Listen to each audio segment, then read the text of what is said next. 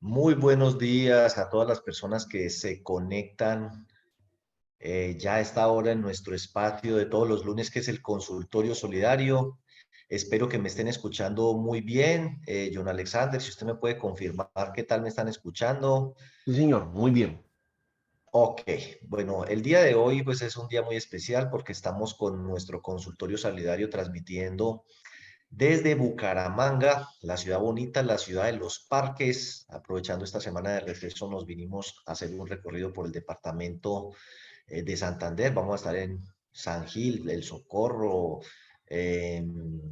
Curití, Barichara, bueno, en fin.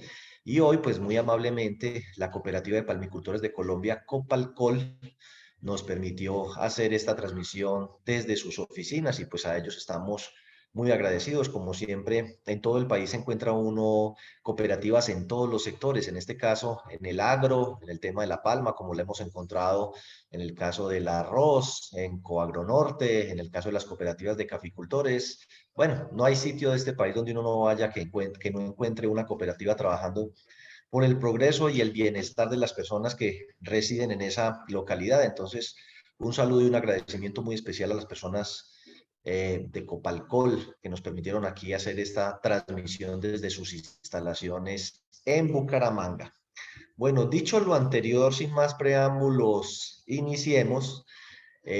Pues digamos que yo quiero poner de contexto, teniendo en cuenta que estamos en octubre, que prácticamente el año ya se acabó.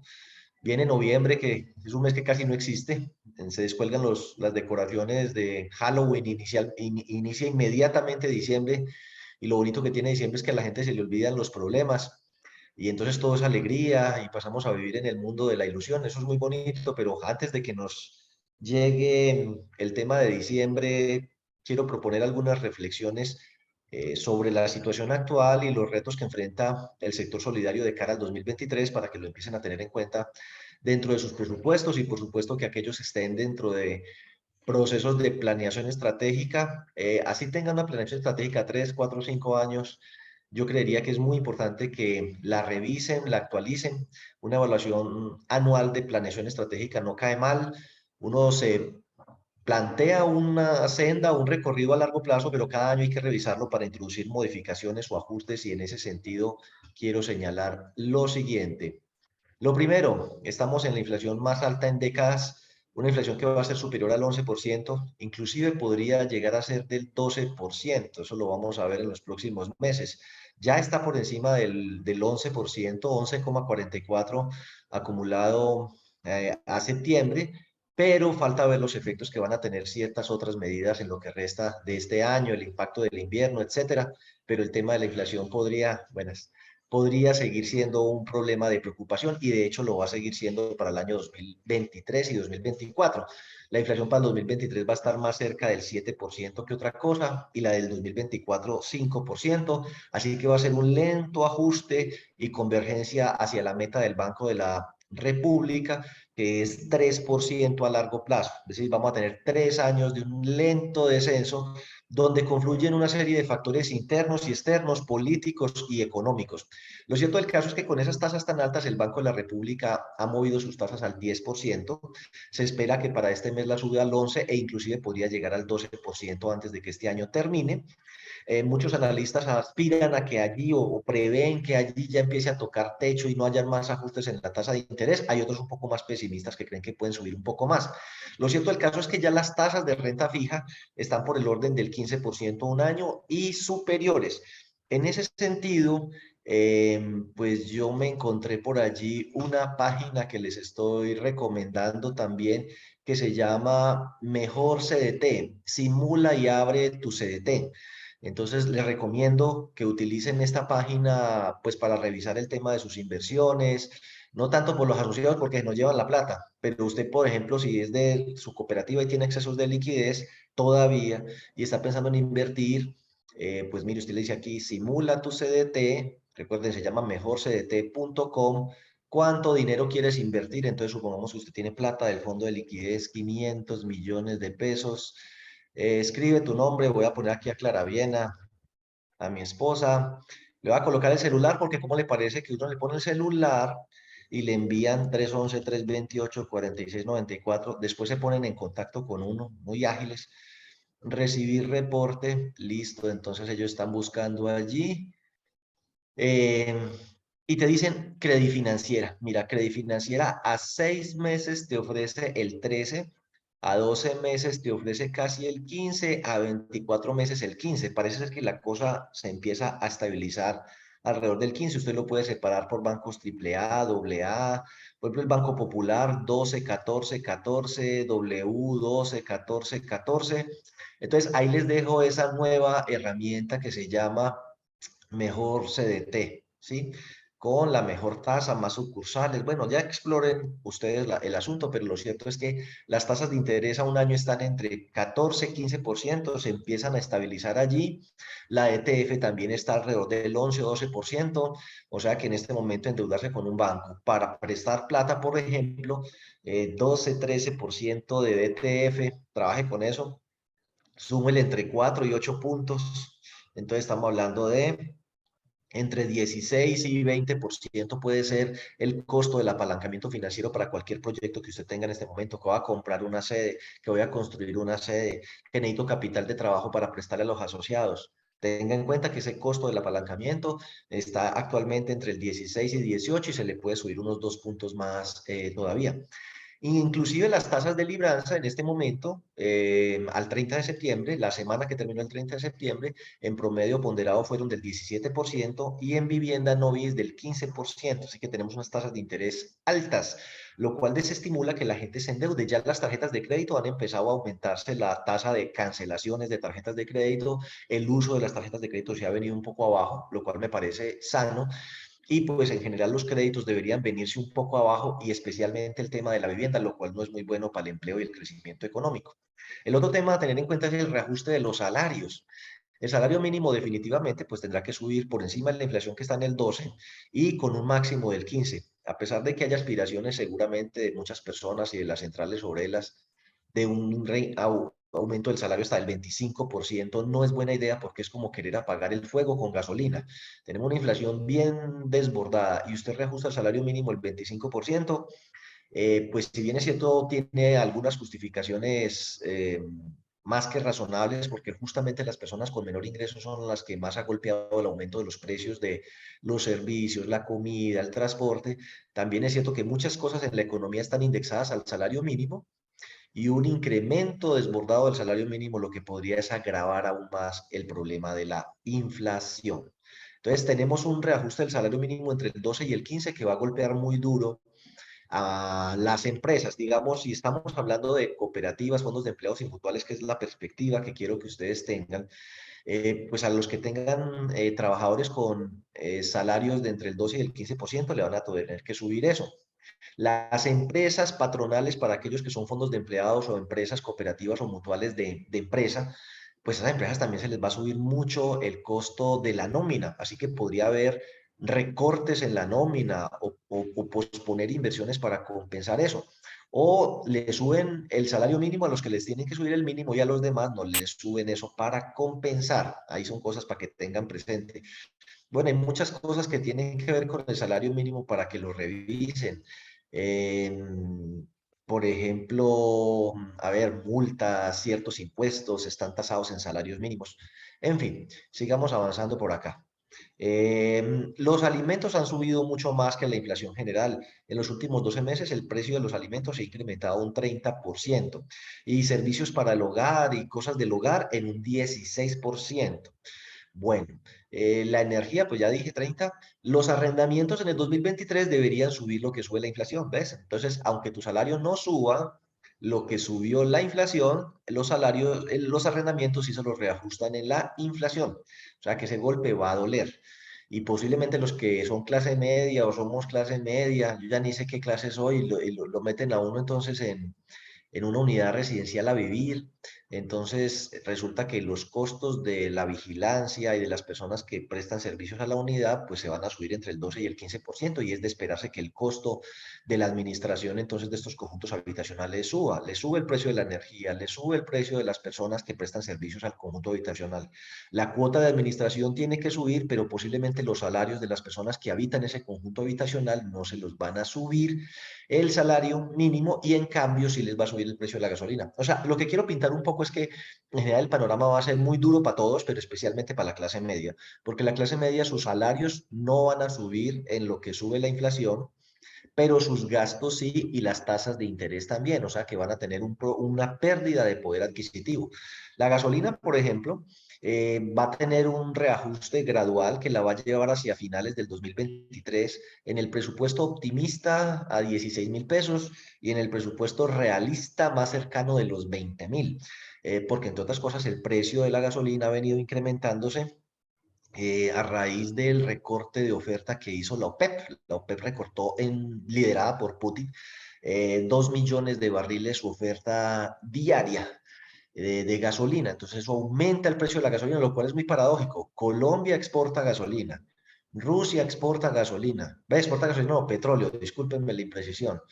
Entonces el precio del dólar debería bajar cuando sube el precio del petróleo como en este momento. Y curiosamente, tanto en Rusia como en Colombia, a pesar de que sube el precio del petróleo, el dólar no baja, sino que hace lo contrario, sigue subiendo. Ese es un tema que merece algo de análisis. Bueno, en Estados Unidos pues se confirma una recesión técnica. En Europa hay riesgos de recesión, hay países que la tienen muy complicada, como es el caso de Inglaterra, Alemania, pero toda Europa, pues con una menor disponibilidad de gas desde Ucrania y desde Rusia, y con la enorme migración que tiene resultado pues de esa guerra. Esas tensiones apuntan a una recesión tanto en Estados Unidos, que ya casi se confirmó, como en Europa. Así que el crecimiento económico mundial va a estar por debajo o cercano al 1% para el año 2023. Las tasas en Estados Unidos también las han subido, y todo eso, o sea, los factores políticos internos que no ayudan, los factores externos, pues tienen un dólar que ha alcanzado sus máximos históricos de 4.627 pesos, pero yo creo inclusive que para aquellos que prevén una reducción en el precio del dólar, se deben antes es preparar para lo contrario, para un dólar que inclusive va a superar los 5.000 pesos. Pues ya veremos, yo tampoco tengo la bola de cristal, pero ese tema del dólar, uno dice, ¿por qué lo menciono? Pues porque influye mucho en el precio de algunas cosas que se importan. Algunos alimentos, influye en el precio del petróleo y por ende en el costo de la gasolina interna, influye en la importación de autopartes, de computadores, bueno, de ciertas materias primas, aumenta el costo de la deuda para el país en dólares. Bueno, en fin, el tema del dólar es algo importante pues para nosotros. Así que tenemos, tanto para el mundo como para Colombia, un crecimiento económico que para el año 2023 va a ser cercano a cero. Eso pues no lo veíamos ni siquiera durante la pandemia. Bueno, mentira, durante la pandemia tuvimos una contracción fuerte, pero no teníamos un crecimiento tan malo en muchísimos años, desde a salvo el tema de la pandemia, cuando la crisis del UPAC. Entonces, con un crecimiento económico cercano a cero, esperemos que no se vuelva negativo, pues tenemos más problemas para generar empleo. Adicionalmente, hay una política en el tema de vivienda, no toda, creo que el tema de Mi Casa Ya continúa, solo que en Mi Casa Ya los subsidios de este año se acabaron, y las tasas de interés de vivienda BIS están también en el 15%. Es decir, vivienda BIS va a tener un parón, y tiene un parón porque no hay más subsidios y las tasas de interés están muy caras. Inclusive en muchas constructoras, debido a que el dólar y todo esto que hablamos afecta los costos. Mire, la mano de obra se paga con el salario mínimo, 15%. El acero se importa, y no solo está caro, sino que pagan dólares. Entonces los costos de la vivienda se han aumentado muchísimo, y hay muchas constructoras que han dicho, a estos precios no nos sale rentable vender las casas. Entonces le han empezado a devolver la plata a la gente que la separó sobre planos. Y pues cuando ya nos pasemos al año 2013, y el salario mínimo lo reajusten, por ejemplo, supongamos el 15% a 1.150.000, entonces multiplique por 150 salarios mínimos para que vea lo costosa que se va a poner la vivienda de interés social solo por el tema del reajuste del salario mínimo. En vivienda no bis, pues ni se diga. Primero, ya el gobierno no va a dar tasa fresh, o sea que no va a haber subsidio a la tasa de interés de vivienda no bis. Va a haber impuesto a la ganancia ocasional del 15%. Eso significa que si usted vende la casa, o sea, hay mucha gente que para el tema de los impuestos invierte en viviendas, se endeuda en vivienda, abre cuentas FC para tener una mayor deducción y poder llegar hasta ese 40% de sus ingresos. Con la reforma tributaria resulta que las deducciones no pueden ser de más de 4 millones mensuales, 48 millones anuales. O sea que si usted tiene unos ingresos altos de más de 8 salarios mínimos, no sé, 20 millones, 15 millones, pues a la final con el mero 25% de renta exenta y los dependientes y la prepagada y la seguridad social, ya llegó al límite de los 48 millones al año, ya no necesita invertir en vivienda, pierde mucho atractivo, no le sirve tributariamente, si gana valor el día que la venda tiene que pagar un impuesto a la ganancia ocasional del 15% y fuera de eso ya no tiene subsidios, así que el tema de vivienda en general, bis no bis, está teniendo una ralentización, es decir, se hace más lento y eso tiene efectos muy negativos en la generación de empleo, en lo que es mano de obra no calificada. Así que yo creo que es de esperarse un aumento del desempleo o por lo menos un estancamiento en la reducción del desempleo y una contracción en el poder adquisitivo de los hogares colombianos, no solo por el desempleo, sino porque, como ya les dije, todo subió, o sea, una inflación altísima en todo, pero especialmente en comida, servicios públicos, transporte, bueno, pero en todo, hogar, en todo es una inflación muy dura, al mismo tiempo de tasas de inflación muy altas, eh, con un reajuste de salario que seguramente va a estar por debajo de lo que está subiendo el costo de vida, o sea que en la práctica la gente va a ganar menos. Eso supone algunas amenazas para nosotros, que es lo que vamos a ver aquí. ¿Cuáles amenazas? Pues que la gente buscando cómo sobrevivir a una situación más compleja, empiece a retirarse de la cooperativa, especialmente pues de las cooperativas que se dedican al crédito o de los fondos de empleados o de las mutuales que se dedican a las actividades de intermediación. Pues ¿por qué? Porque la gente dice, bueno, si me retiro de la entidad, ya no me hacen ese descuento de aportes y ahorros permanentes en el caso de los fondos o algunas cooperativas y mutuales también tienen ahorro permanente, con lo cual me queda un valor disponible de 20, 30, 50 mil pesos más. Fuera de eso, si cruzo los aportes y los ahorros con las deudas, a lo mejor algunos créditos ya esa cuota desaparece y me puedo conseguir el dinero por otra parte y pagar las deudas. Entonces, mermo el valor de las cuotas que estoy pagando, mermo el valor de los compromisos de aportes y ahorro y libero flujo de caja para sobrevivir a una situación en la que me aumentaron los gastos y los costos, pero no me aumentaron el ingreso. También es cierto que hay empresas que no van a contratar más gente o van a contratar de pronto menos personas o van a despedir algunas. Entonces eso también podría generar retiros forzosos. Es decir, yo creo que el tema de los ingresos no va a ser muy bueno en el 2023 y en cambio sí va a haber un mayor volumen de retiros, tanto voluntarios como forzosos.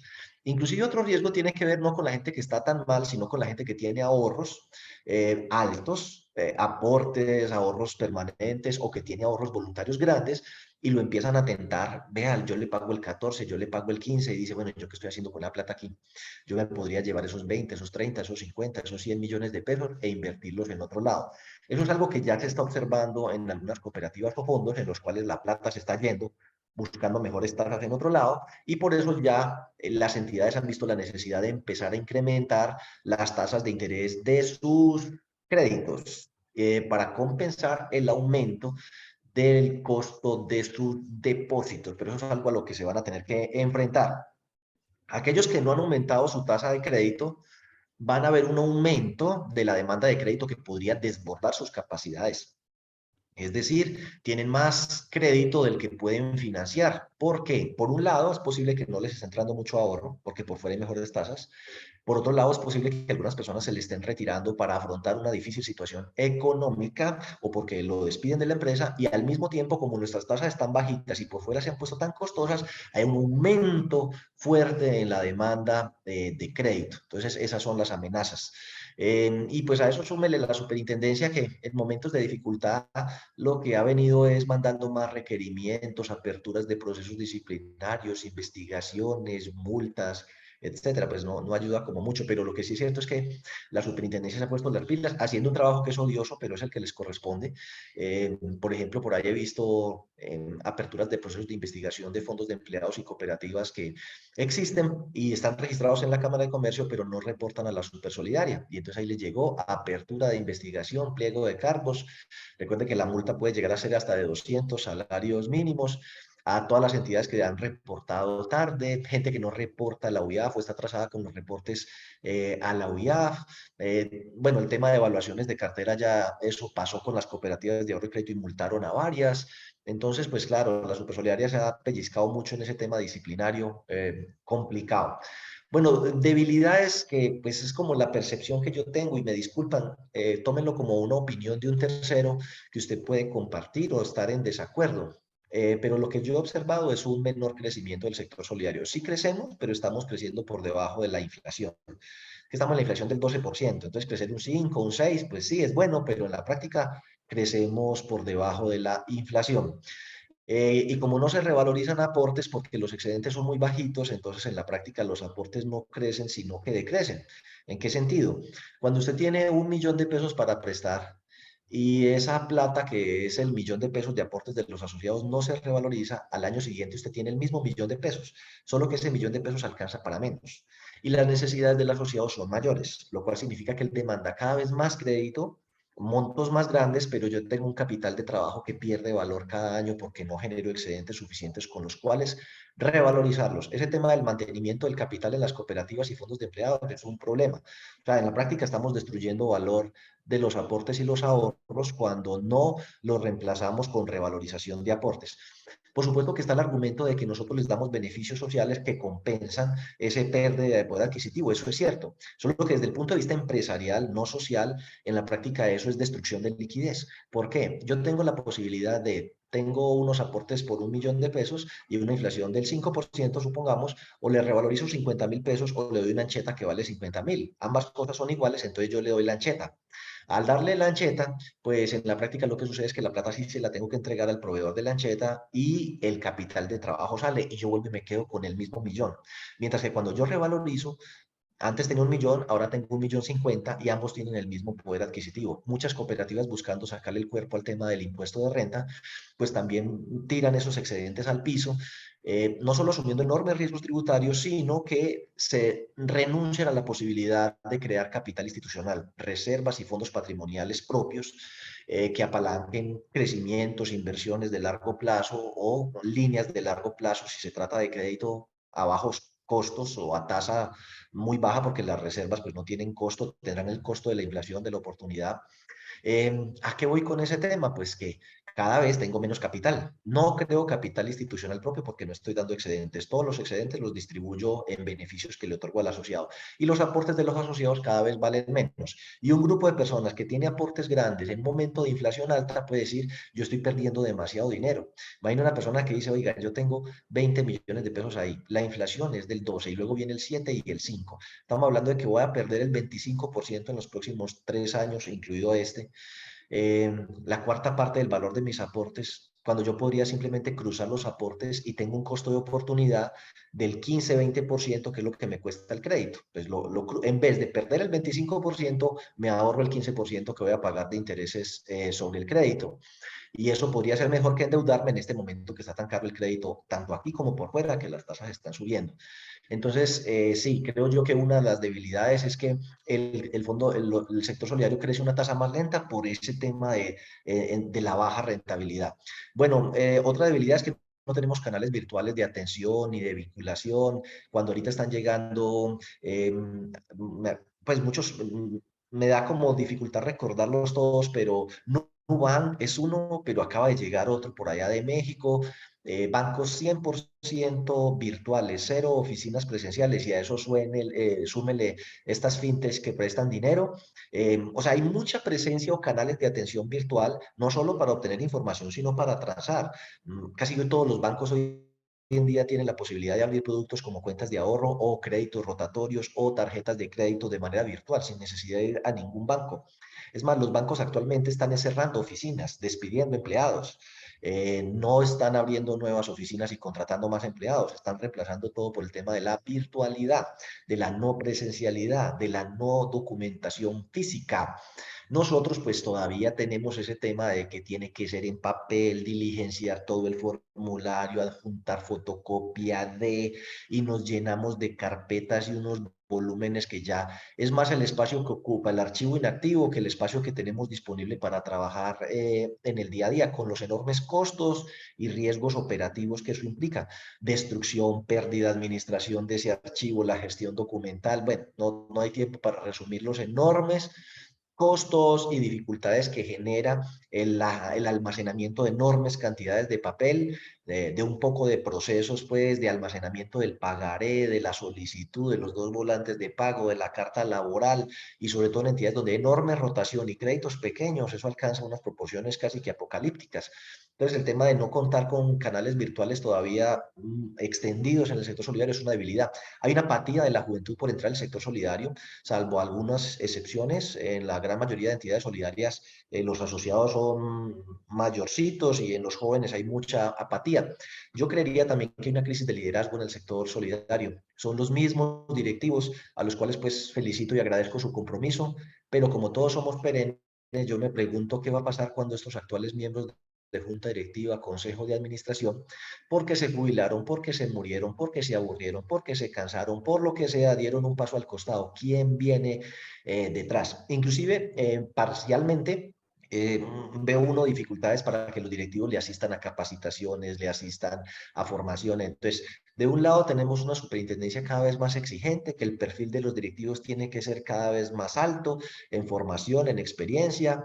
eh, y por otro lado tenemos unos directivos como muy desconectados de eso, muy formados, muy capaces en lo que es su trabajo al interior de las empresas o lo que sea que cada uno se dedica, pero en conocer todo este tema de riesgo, riesgo de crédito, pues todo este marco normativo que se ha hecho cada vez más complejo, análisis financiero, indicadores, ¿no? Entonces vemos gerentes como medio perdidos y desesperados porque tienen consejos de administración y juntas directivas, pues que sí, pues asisten a las reuniones, pero que uno diga que propongan mucho, que tienen mucha iniciativa, no tanto, no les queda tiempo para asistir a las reuniones, menos les va a quedar tiempo para asistir a capacitaciones bien largas, bien aburridoras, bien complicadas. Y la superintendencia, por otro lado, queriendo extender más los requisitos y normas de buen gobierno en las entidades más grandes, donde sean más exigentes los requisitos. Entonces, como que todo va en contravía. La super diciendo hay que ser más exigente en la calidad de los directivos. Y por otro lado, los directivos, hombre, yo no tengo tiempo y la prioridad mía es la empresa, cada vez me demanda más tiempo y yo no tengo tiempo ni de asistir a capacitaciones ni a reuniones. Y en las otras generaciones uno les pregunta, oiga, ¿quién quiere ser directivo? Y cuesta trabajar una sola planchita por una junta directiva para los órganos de control social. Y cuando la arma, pues las personas que están allí no tienen las herramientas, conocimiento, la experiencia para aportarle mucho en estos momentos de para dónde vamos. Entonces, ese tema del liderazgo es una debilidad. La formación de los asociados en economía solidaria se ha vuelto complicadísima. La gente pues no asiste a los cursos de economía solidaria, ni virtuales ni presenciales. Bueno, la rentabilidad, ya lo dije, sí, anteriormente eran mejores, pero en este momento las tasas nuestras son muy bajitas y eso va a ser algo que esté presente durante el 2023 y el 2024. A mí en lo personal me parece que la superintendencia tiene excesiva regulación para las entidades que son pequeñas, pero excesiva es excesiva. Por ejemplo, si a mí, y es muy doloroso tener que decirlo, pero si me preguntan, oye, es que somos una empresa y tenemos 20 personas y queremos crear un fondo de empleados, yo le digo, quédese quieto, no se meta en problemas. Es preferible que haga un convenio de libranza con una cooperativa de ahorro y crédito que ya esté constituida o que mire un fondo de empleados grande que ya esté constituido y que de pronto sea de vínculo abierto y se mete ahí. Pero crear un fondo de empleados, crearlo fácil. Y eso que cree que es que el curso certificado y avalado de 20 horas para los fundadores, bueno, eso no es problema, se va para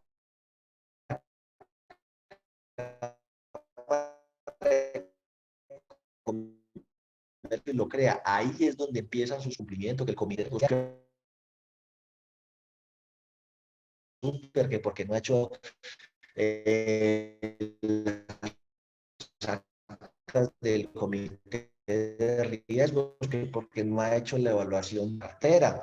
Entonces es una enorme carga que tiene que soportar pequeñas. Entonces, pues si nosotros vamos a hacer la herramienta de progreso de las clases populares, del agro, de las personas más pobres en Colombia, propiamente pues usted entre las personas más pobres en el agro, en los campesinos, y no es un tema peyorativo con el que los quiero ofender, pues usted no va a encontrar gente con maestría, especialización, diplomados, especializados en riesgos. Entonces usted junta 50 campesinos para que creen una cooperativa, para que exporten, para que exporten, no, para que organicen una oferta turística o un cultivo, ahorita que estamos pues con el tema de la reforma agraria y vamos a organizarlo en cooperativa. Eso suena muy romántico, muy lindo, pero en la práctica luego viene la superintendencia y multa porque no reportó, multa porque no se registró, multa y coge a esos pobres campesinos en el consejo de administración y no tienen ni idea de ese tema. Es que el CIAR, ¿cómo así que comité de riesgos? ¿Esa vaina qué es? ¿Y cómo así que evaluación de cartera? ¿Y esa vaina qué es? Entonces, o sea, yo veo muy claro que el sector cooperativo sea esa herramienta de transformación de la realidad colombiana. Si el Estado no se vuelve más práctico en eso y escala sus niveles de exigencia dependiendo del tamaño, complejidad y tipo de actividad, y le merma un poquito la intensidad o le facilita las cosas a estas organizaciones de base popular, campesina y demás que no manejan ahorros sobre todo. Ahora, inclusive pues los fondos de empleados que manejan ahorros y que son chiquitos, a mí me parece que cooperativas de aporte y crédito o cooperativas pequeñas y fondos de empleados pequeños con las exigencias que tiene la superintendencia y las condiciones de mercado que hay hoy no son viables. Eso es una conclusión dolorosa, pero hagan sus cuentas, traten de crear un fondo de empleados con 50 personas, nombrar comités de riesgo, juntar capital y hacer que la entidad sea capaz de competir en este momento y generar excedentes y cubrir unos gastos de operación donde va a necesitar personal muy especializado. O sea, es que en el sector solidario no es fácil. Miren ustedes las calaveradas que hacen y las multas que han tenido que pagar algunos por contratar contadores que no saben del sector solidario, revisores fiscales que no son del sector solidario, gerentes que no son del sector solidario, cometen cantidad de barbaridades que después son multas o errores graves. Entonces uno dice, no, yo tengo que pagar por personal especializado que conozca el tema, que primero no abunda y el tema de salarios podría no ser muy atractivo. Una de las cosas que yo creo es que en el sector solidario los salarios pues no son los más malos, pero tampoco son los más altos. Entonces, atraer personal calificado, formado, cualificado, y uno dice, ¿y qué le están ofreciendo? Pero no, salario mínimo y medio y es casi que una gerencia, porque en esos fondos de empleados y cooperativas chiquitas el gerente tiene que, además de ser gerente, ser psicólogo, organizar eventos, analizar crédito, e inclusive contabilizar, meterse a hacer los desembolsos, la dispersión, ser secretario de todas las reuniones, el gerente secretario del consejo, de la junta, secretario del comité de riesgo, secretario del comité de no sé qué. Bueno, es una cosa complicada y los salarios, francamente, pues en lo personal no me parece comparado con otros sectores sean altos. Y dependemos muchísimo del tema de los aportes. Sí, una alta financiación de aportes, nos falta crear más capital institucional y lo hacemos muy lento. ¿Por qué? Porque el capital institucional se crea con reservas y las reservas se crean con excedentes. Y excedentes no hay, los excedentes son chiquitos adrede, no solo por las dificultades del mercado, sino adrede tratamos de dar poquitos excedentes. Como fortalezas, pues por supuesto tenemos una imagen muy positiva, creo yo, en la sociedad colombiana. Le brindamos acceso al servicio a gente que el sistema financiero o muchos otros sectores excluyen por sus niveles de informalidad y riesgo. Nuestras tasas de crédito actualmente son mucho más atractivas que las del sistema financiero. La calidad del servicio, la experiencia es mucho más agradable. Los bancos son unas porquerías en el tema de cómo lo tratan a uno cuando se trata de cobrarle 1.000 pesos que se atrasó en la tarjeta de crédito, ni siquiera lo hacen los bancos, pero como institución tercerizan eso en unas empresas que son unas porquerías y ni se que diga de las empresas de celulares, eso es la cosa más fastidiosa que hay. Si usted tiene una dificultad, si usted necesita una nueva línea de celular, una nueva tarjeta de crédito, eso le entra derechito. Vaya, presente un reclamo, una queja, tengo un problema. Si es para esto, marque uno. Si es para esto, marque dos. Si es para esto, marque tres. Y después de perder media hora, ¡pum! La llamada se cayó, repita otra vez. Eso es espantoso la calidad del servicio allá. Nosotros tenemos la ventaja que conocemos al asociado a nivel personal, no solo un código, un número de cuenta, una clave y un correo electrónico. Nosotros conocemos al asociado y a pesar entonces de tener procesos muy informales de gestión de riesgo, conocemos a la persona y sabemos a quién sí y a quién no. Y eso explica por qué nuestros indicadores de calidad de cartera, inclusive durante la pandemia, no se deterioraron excesivamente. Y creo yo que en general en las cooperativas y fondos el clima laboral es bueno, es rico trabajar con las personas, lo tratan a uno bien, hay respeto por el ser humano. Entonces, a pesar de que nos pagan poquito, uno prefiere quedarse aquí y no irse por otra parte donde metas y látigo y consiga y una vaina y toda despersonalizada. Entonces, esa es una fortaleza del sector. Bueno, las amenazas ya los vimos y también hay oportunidades. Creo yo que la virtualidad es una de ellas. Aprovecharlo para nuevos canales de servicio, para trabajo inclusive remoto. Hay una oportunidad de crecimiento de la cartera enorme. Hoy somos súper atractivos. Existe la posibilidad de que se fusionen y se integren entidades y cooperativas para crear otras más grandes que les permitan economías de escala y resolver esos problemas que los que estaba mencionando ahora. En vez de tener 10 fonditos de empleados chiquitos, ¿por qué no se juntan y crean uno? En vez de tener 5 cooperativas chiquiticas, ¿por qué no se juntan y crean uno? O se fusionan con otras más grandes. Y obviamente podemos participar de las alianzas y programas del gobierno siempre que logremos, como he mencionado, que modifiquen las normas, porque ese tema con la supersolidaria definitivamente es la principal barrera de obstáculo que hay hoy para que el sector cooperativo siga creciendo. O sea, pónganse, de pronto yo no sé, pero pónganse en situación. Imagínense lo que le espera a 20 personas después de que registran en Cámara de Comercio la creación de una nueva cooperativa, de un nuevo fondo de empleados. Uno dice, uy, pobrecitos, no saben lo que se les viene pierna arriba. ¿Sí? Que exixes, que comité de riesgos, que control de legalidad, que circular básica contable, que jurídica, que SARLAB, que la persona encargada de riesgos, que el oficial de cumplimiento, que no sé qué, que la evaluación de cartera. Y uno dice, uy, fue madre, nadie les advirtió en la que se iban a montar. Entonces creo yo que de cara a este 2023 les voy a dejar unos consejos entre muchos que deben ustedes mismos encontrar. Son los que a mí se me ocurren en este momento. En la medida en que se me ocurran otros les iré diciendo. Pero hay que reducir los gastos de funcionamiento. O sea, austeridad. Hay que racionalizar los gastos de cara al 2023. Nos va a dar muy duro el gasto. Así que ahorita que va a empezar a hacer sus presupuestos, empiece por los gastos, que es lo que usted tiene fijo. Por ejemplo, yo les hago la pregunta, ¿cuánto va a ser el reajuste de salarios de ustedes para el año entrante? Arranque por ahí. ¿Cuánto va a ser el costo de la nómina para ustedes? Teniendo en cuenta una inflación del 12% y un reajuste de salario mínimo del 15%.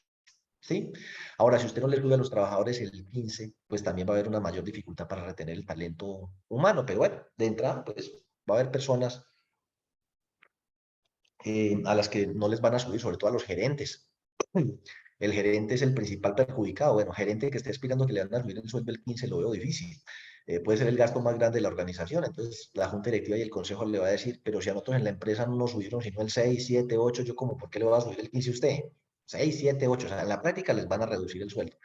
Entonces, aprovechen la virtualidad para reducir gastos de operación. Yo veo mucha cooperativa fondo toda animadita y es que para hacer la asamblea presencial este año. Oiga, averigüe cuánto ha subido alimentos, transporte, hoteles y todo eso para que usted vea lo costosa que le va a salir la asamblea presencial justamente en el año en el que el consejo mejor que yo les podría dar es austeridad en el gasto. Por el contrario, el que esté haciendo asambleas presenciales, recomiendo que cambie por las virtuales, le sale a la mitad o a la tercera parte del costo de una asamblea presencial. Implemente, eso hay que arrancar ya. Estamos arrancando tarde, pero hay que arrancar ya. Canales virtuales de atención y prestación de servicios, no por la pandemia, por la agilidad y costo. Evita que las personas tengan que desplazar, evita el almacenamiento de papel, el riesgo operativo de que esos papeles se pierdan, pagares desmaterializados, ganan en agilidad. Bueno, es decir, hay que mirar cómo movernos hacia la virtualidad, que las personas puedan tramitar un crédito 100% virtual, no presencial, subir la cédula, subir los volantes de pago, subir la carta laboral, subir la declaración de renta, subir todo, la solicitud se tramitó, firmó desmaterializado el pagaré, quedó almacenado todo en la nube. Si hay un incendio, lo que sea, no se ha destruido nada porque esa vaina está en la nube. Eh, hay muchas empresas que se han movido parcialmente a la virtualidad, entonces pagan menos costos de arrendamiento de las oficinas, pues, porque el contador trabaja desde la casa, el analista trabaja desde la casa, todo el mundo trabaja desde la casa. Entonces, pues trabajan desde la casa y gastan servicios públicos y todo eso allá. Usted les da un auxilio por conectividad. Sé que suena feo, pero muchas empresas han hecho esas cuentas. Mientras yo les pago oficina aquí, aire acondicionado aquí, luz aquí, pues que trabaje desde la casa y necesito tener una oficina más pequeña y vamos trabajando en alternancia. Y para uno es mejor. Imagínense, me van a bajar el sueldo porque no me lo van a subir. Me tengo que pagar hora y media de ida y hora y media de vuelta metido en un trancón gastando combustible y luego pagar parqueadero por allá. Si a mí me dicen trabaje desde la casa, pues me ahorro la gasolina, gano tiempo, gano un poco de cosas positivas, salario emocional. Entonces ahí hay un incentivo. ¿Por qué no me voy a trabajar a otro lado? Porque aquí me dejan trabajar 2 o 3 días desde la casa, me ahorro un tiempo, gasto menos plata, vivo menos estresado, puedo en esas horas que me gasto prestarle más atención a los niños, ir a hacer ejercicio, sacar a pasear los perros, dormir un poquito más tarde, ¿ve? Una forma de retener talento humano. Definitivamente analicen si tienen que incrementar las tasas de los créditos, porque si no, la demanda de crédito los va a desbordar. Y si se tienen que endeudar con bancos, no van a tener intermediación. Y si cierran el crédito, lo que van a tener es un riesgo reputacional terrible. La gente puede decir, no, esa cooperativa se quebró. Hay que aumentar las tasas de los ahorros. Pueden tener en cuenta el monto y el plazo. No es lo mismo a 360 días que a 90. No es lo mismo menos de 10 millones que más de 200 millones de pesos. Entonces, pues las tasas de interés tienen que reconocer el tema de lo que está pasando en el mercado. Más allá del principio que la igualdad y que no sé qué, pues las reglas de juego son las mismas. El día que usted tenga más de 100 millones y lo vaya a abrir a más de un año, pues la tasa es más de eso. Porque si no, lo que vamos a tener es que los mayores ahorradores, es decir, en montos, se nos llevan la plata. Dice, no, pero es que ofrecerles a ellos más es vulnerar el principio de equidad. Sí, entonces usted va a dejar que se vaya la plata, que se quede ilíquido, va a poner en riesgo a la entidad, que tenga que cerrar el crédito y no le pueda prestar a otros. Oiga, cerramos el crédito. ¿Por qué? Porque los mayores ahorradores se llevaron la plata. Bueno, entonces ¿yo qué hago aquí como asociado? Me retiro también. Igual no me está prestando ningún servicio. Ojo con eso. Yo creo que el apalancamiento financiero con intermediación negativa no es bueno.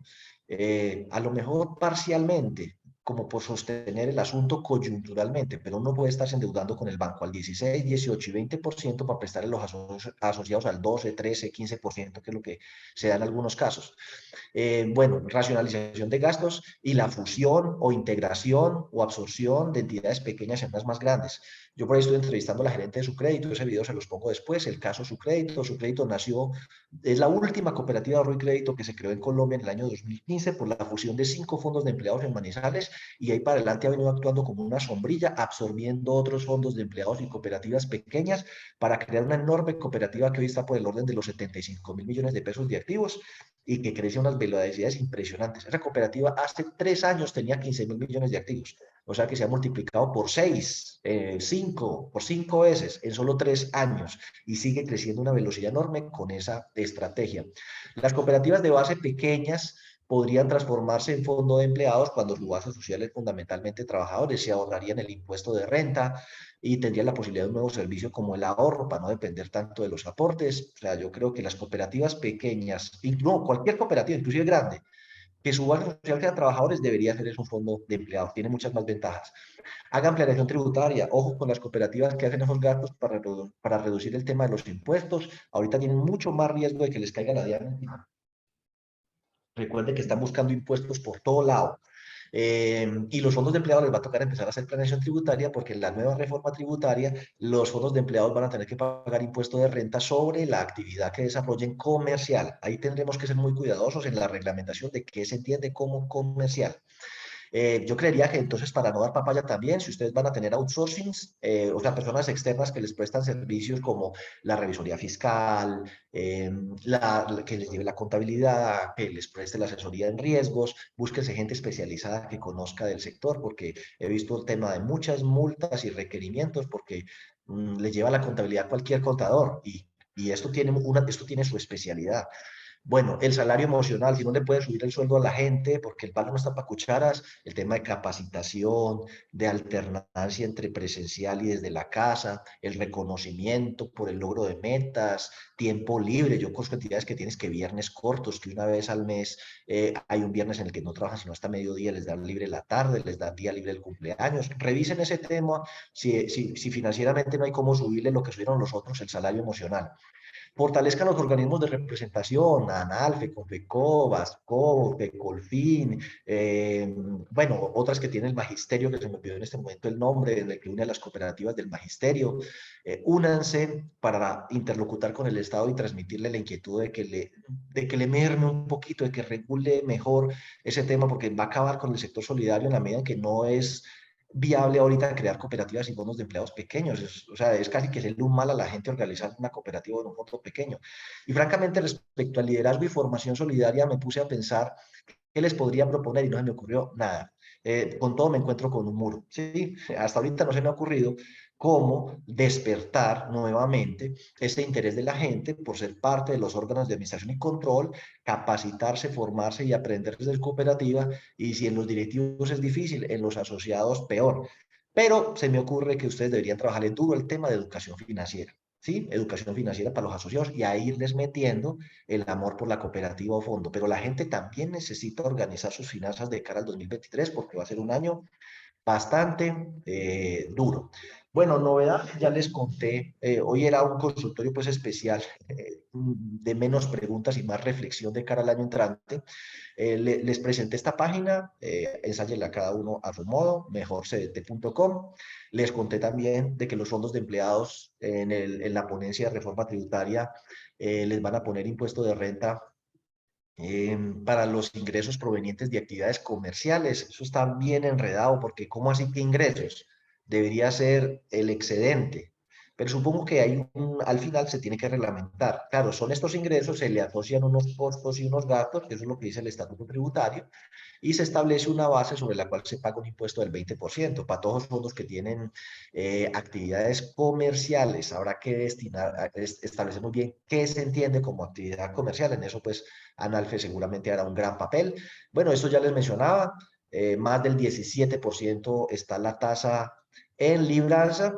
Y miren ahí esas dos barras grandes, abajito, yo sé que está muy chiquito, pero dice a más de 7 años. La gran mayoría de los desembolsos en libranza salen a más de 7 años actualmente. Eso sí, una tasa del 17% y un desembolso promedio de 32, 31 millones cada desembolso. Eso ha venido mermando porque la gente ya está de aquí. Y el de vivienda ya va por el 11 del 15%, el de vivienda y desembolsos de 186, 160 millones, la mayoría entre 15 y 20 años. La Supersolidaria publicó también una guía pues para ayudar con el tema del SICSES, que le preguntan no tantas cosas y recuerden que ahorita viene el reporte del SICSES. Viene el reporte del SICSES para las entidades de nivel 1 y 2 de supervisión, ahorita a finales de octubre, hasta el último día de octubre, 30 de octubre. Y para los que son fondos de empleados de tercer nivel, de todas maneras tienen que reportar el balance, la brecha de liquidez y el fondo de liquidez. O sea, reportan semestralmente, excepto balance, brecha de liquidez y fondo de liquidez, que lo tienen que reportar trimestralmente. Miren la circular básica contable, título segundo, capítulo 1, creo que el numeral 6, ahí está el tema de la frecuencia de los reportes. Y recuerden el reporte a la UIAF de operaciones, de transacciones, cheque y en efectivo, individuales y consolidadas, el reporte de ausencia de operaciones sospechosas, si fue el caso, que es este 20, a más tardar el 20, no den papaya con eso, tienen hasta el 20. Creo que estamos todavía bastante a tiempo. Nosotros tenemos nuestro evento de presupuesto y proyecciones detalladas en el que analizaremos todas estas cosas y los sensibilizaremos en Excel para facilitarle a las entidades un modelo que les permita hacer sus presupuestos, pero sobre todo que reflexionemos sobre estos temas. Es el viernes 28 de octubre, por favor, inscríbase a través de nuestra página web. Si me preguntan mucho por los precios, descienda, cuando usted lee presupuesto y proyecciones, descienda hasta el final. Una persona vale tanto, dos, tres, cuatro, cinco, entre más personas se inscriba vale menos, porque una persona vale 290 masiva, pero 10 personas valen 990 masiva. Pues, y de todos nuestros eventos es la misma metodología y las mismas tarifas para que por favor descienda hasta el final.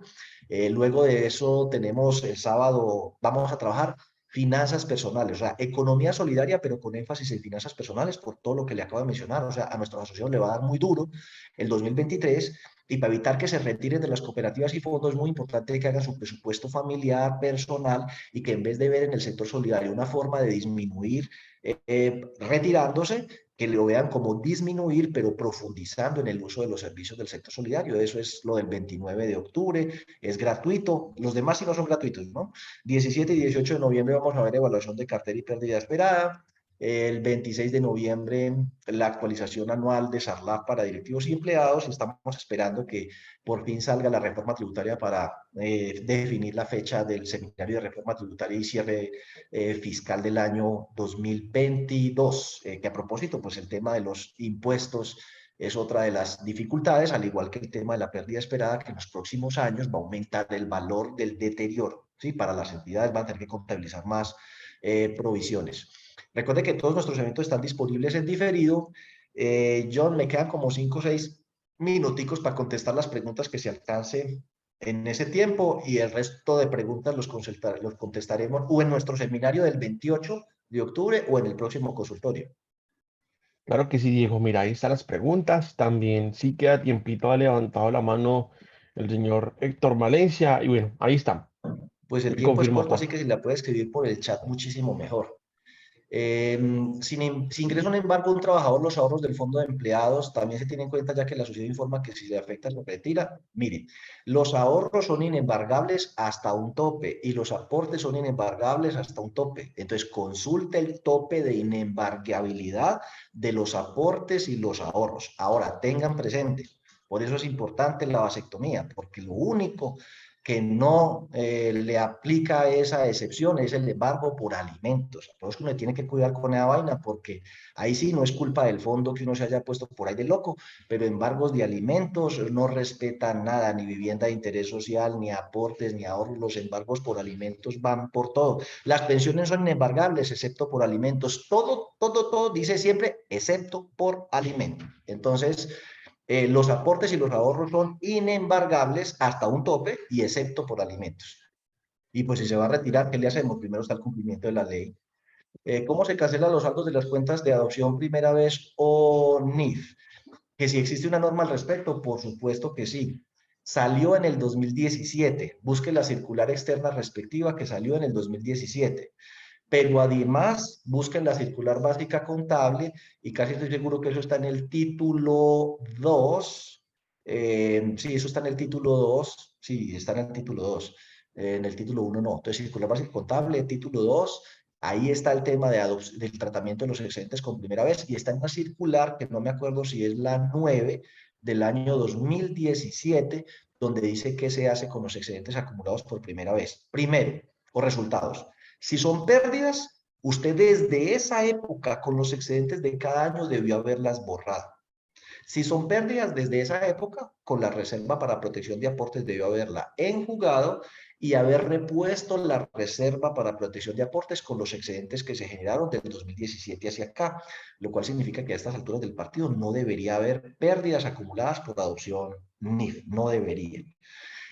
O sea, y si ha habido excedentes, pues no se los debió haber repartido, porque lo primero era cubrir esas pérdidas o reponer la reserva. Y lo segundo, si hay excedentes, esos excedentes solo se distribuyen cuando, por ejemplo, si se generaron en la valorización de un bien, ese bien se vende. Entonces, en el momento en que el bien se realiza y el resultado de esa realización pasa por el resultado de excedentes, en ese caso, esa ganancia por adopción NIF pasa por el estado de resultados y se convierte en un excedente distribuible que genera pues la posibilidad de distribuirse y también la obligación de pagar impuesto de renta seguramente si es una cooperativa o mutual. Pero esa norma está ya desde el año 2017, o sea, sí, hace 5 años fue expedida y está en la circular básica contable. Dale, John. Tengo un asociado que realiza un retiro superior a 50 millones. La norma dice que se debe reportar la titularidad, pero resulta dice que se vale. Oiga, no, esa es una pregunta de Sarlaf, eh, que yo creo pues que está como para que yo la revise con más calmita después y la conteste de pronto, Si quieres, yo la para no ayudo de una decirle, vez, Diego. diga pues. Pues digamos que el tema es sencillo y aquí hay una palabrita que dice acumulado diario, no es el acumulado diario, es el acumulado durante el El mes mes. para las entidades de primer nivel de supervisión o que reportan mensual a la UIAF y trimestral para las entidades que reportan trimestralmente. Igual tengan en cuenta que el informe pues ya se va a unificar mensual para todas las entidades a partir de enero de 2023, pero para el caso particular y la respuesta particular a esta pregunta es el acumulado, no es diario, es el acumulado durante el mes, si es entidad de primer nivel que reporta mensual o si es entidad que reporta trimestral, el acumulado del trimestre y tenga en cuenta solamente las entradas o las salidas. No se acumulan los dos, solamente recuerde las salidas si superan los 50 millones o las entradas, si superan los 50 millones, los debe reportar y bueno, hay unos códigos para cada uno de este tipo de transacción. Ok, dale yo a la siguiente, a ver, dos preguntitas más. Van a pagar impuestos y las iglesias, los fondos de empleados, sí, le acabo de decir, el artículo 23 lo van a modificar, ahí viene la presentación, devuélvase, recuerden que esto lo transmiten en YouTube, sí, muchas gracias por las personas que están en YouTube, pues como esto queda en YouTube, usted se devuelve y ahí está la parte, en la ponencia, creo que es el artículo 72, 70 y algo, 71, 72 de la ponencia, que modifica el artículo 23, que es donde está lo de los fondos de empleados, y claro, les ponen impuesto del 20% sobre las actividades comerciales, eso lo dije ahorita más antes, dale, John. Eh, ¿Qué beneficio en este momento tendría una cooperativa al realizar donaciones? Pues las donaciones, dependiendo a quién se las haga, por supuesto, hay que mirar qué tipo de donaciones, pero en general, pues una donación de una actividad altruista con otra entidad que va a hacer actividades de solidaridad, educación, bienestar, en beneficio de los asociados, porque uno en una cooperativa no dona para beneficiar terceros. De pronto, inclusive una comunidad del radio de acción de la entidad por una calamidad, un desastre, una cosa así, hasta de pronto. Eh, pues yo no veo cuál es el beneficio, simplemente es un gasto que te lo pueden valer, pero beneficio, beneficio, beneficio, no, es que las donaciones no son beneficios. La gente tiene todavía la idea equivocada en la cabeza de que uno obtiene un beneficio por hacer donaciones. La verdad es que hoy en día casi no. Lo que sucede simplemente es que te lo valen como gasto. La DIAN va a decir, ¿qué tiene que ver la ferretería, la tuerca, regalándole plata a un hogar infantil, a una fundación de un hogar infantil? Pues nada. Entonces, hay una cosa que se llama principio de causalidad, necesidad y proporcionalidad. Ese gasto no tiene relación de causalidad con la ferretería, pero por ser una donación a una causa altruista, la DIAN le dice, listo, te valgo ese gasto. Así que como donó 1.000 millones de pesos, meta esos 1.000 millones de pesos como gasto, pero beneficio no es un gasto y la DIAN te lo acepta. Pero inclusive están quitando una serie de beneficios que en la reforma tributaria que para donaciones a la Fundación Matamoros, que no sé qué, entonces por el contrario de ese tema cada vez es menor y una cooperativa menos, pues menos. Dale, John. Bueno, yo creo que se acabaron las preguntas por el día de hoy. Les agradezco muchísimo su atención. Nos vemos en el próximo consultorio. Recuerde que todos los lunes tenemos consultorio siempre que no sea festivo y allí queda en el canal de YouTube el video pues para que lo vean. Muchísimas gracias y nos vemos.